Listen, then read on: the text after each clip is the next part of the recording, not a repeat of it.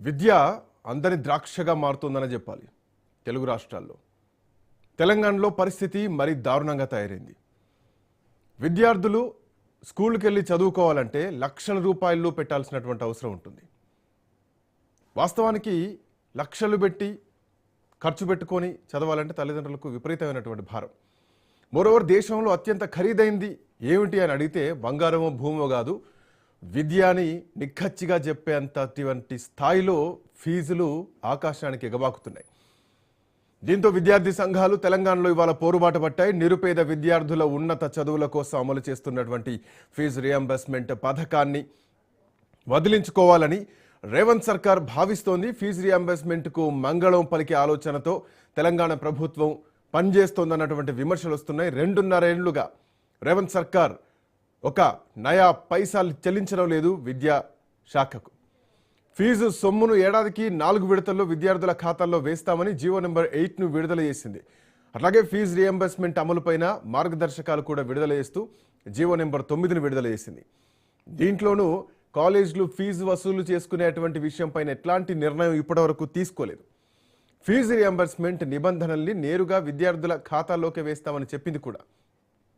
ప్రభుత్వం నుంచి వచ్చినటువంటి రియంబర్స్మెంట్ మొత్తాన్ని విద్యార్థులు తప్పనిసరిగా వారంలోపు కాలేజీలకు చెల్లించాలి.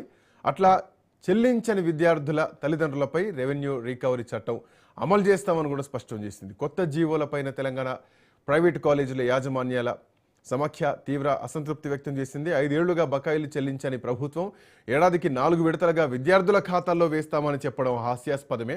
5 ఏళ్లుగా ప్రభుత్వం 8,000 కోట్ల రూపాయల ఫీజు రియంబర్స్మెంట్ బకాయిలు విడుదల చేయకపోవడంతో ప్రైవేట్ కాలేజీల యాజమాన్యాలు కూడా ఆందోళన వ్యక్తం చేస్తున్నాయి. మరోవైపు ఈరోజు ఏబీవీపీ బంద్ కాల్ పిలుపునిచ్చింది.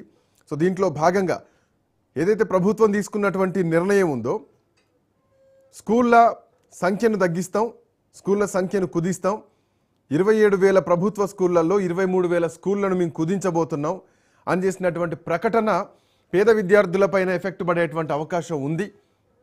సో ఖచ్చితంగా దాన్ని ప్రభుత్వం ఉపసంహరించుకోవాలని ఏబీవీపీ డిమాండ్ చేస్తూ రాష్ట్ర వ్యాప్తంగా ఈరోజు నిన్ననే చాలా స్కూల్స్ అధికారికంగా మెసేజ్ ఫార్వర్డ్ చేయడం జరిగింది పేరెంట్స్కి. ఈరోజు బంద్ కాల్ పాటించని స్కూల్స్ ఏవైతున్నాయో నేరుగా ఏబీవీపీ వెళ్ళి దగ్గరుండి డోర్ లాక్ చేస్తున్నటువంటి పరిస్థితి.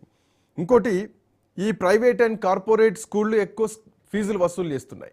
దీంట్లో భాగంగా ఈ దోపిడీని కూడా అరగట్టి ఫీజుల నియంత్రణ చట్టం తీసుకురావాలన్నది ప్రధానంగా ఈరోజు విద్యార్థి సంఘాలు డిమాండ్ చేస్తున్నాయి.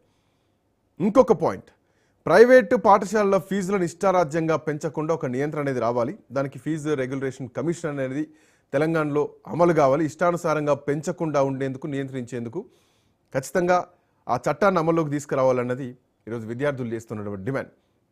మాట్లాడదాం ఇదే అంశం పైన, చాలా అంశాలు మాట్లాడదాం.